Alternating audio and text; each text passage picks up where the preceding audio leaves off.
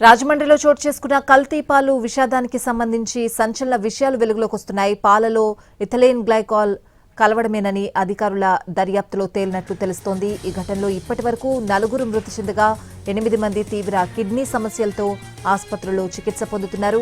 ఇవాళ ఫోరెన్సిక్ నివేదిక వస్తే కల్తీ పాలపై అధికారికంగా నిర్ధారణ అయ్యే అవకాశం ఉంది.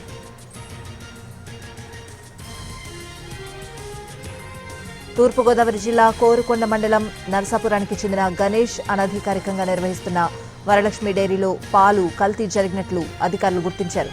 డైరీలోని శీతలీకరణ యంత్రంలో కూలెంట్గా వినియోగించే ఇథిలీన్ గ్లైకాల్ ఈ నెల 15న లీక్ అయి ఒక పాల క్యాన్లో కలిసినట్లు ప్రాథమిక విచారణలో వెల్లడైంది. అదే రోజు సరఫరా చేసిన పాలు వినియోగించిన కుటుంబాల్లో తీవ్ర అనారోగ్య సమస్యలు తలెత్తాయి. రాజమండ్రిలోని చౌడేశ్వరి నగర్, స్వరూప్ నగర్ ప్రాంతాలకు చెందిన 4 కుటుంబాల్లో 12 మంది మూత్ర విసర్జన పూర్తిగా ఆగిపోయి అనూరియా సమస్యతో ఆసుపత్రులు చేరారు. ఈ ఘటనలో 4 మృతి చెందగా 8 మంది చికిత్స పొందుతున్నారు. బాధితుల్లో అందరూ 60 ఏళ్లు పైబడిన వారే ఉన్నారు. మిగిలిన 8 మంది రాజమండ్రిలోని వివిధ ప్రైవేట్ హాస్పిటల్స్ లో చికిత్స పొందుతున్నారు. వీరిలో ఒక చిన్నారి, మరో 2 వృద్ధుల పరిస్థితి విషమంగా ఉంది.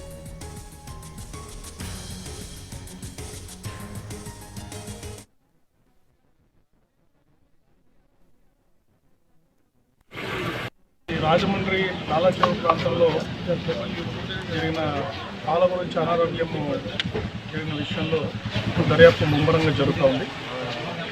ఫోరెన్సిక్ టీమ్స్ కానీ ఇన్వెస్టిగేషన్ అన్నీ కూడా అవసరం లేదు. ఇది ఒక్క సోర్స్లోనే ఒక్క క్యాన్లోనే జరిగినట్టుగా మనకు తెలుస్తూ ఉంది. ప్రస్తుతానికి అక్కడ క్లోజ్ చేశారు కాబట్టి ఇష్యూస్ ఏం లేదు. ప్రస్తుతానికి 4 చనిపోయారు. మిగతా వాళ్ళు హాస్పిటల్ ట్రీట్మెంట్ తీసుకుంటున్నారు. వాళ్ళు స్పెషాలిటీ హాస్పిటల్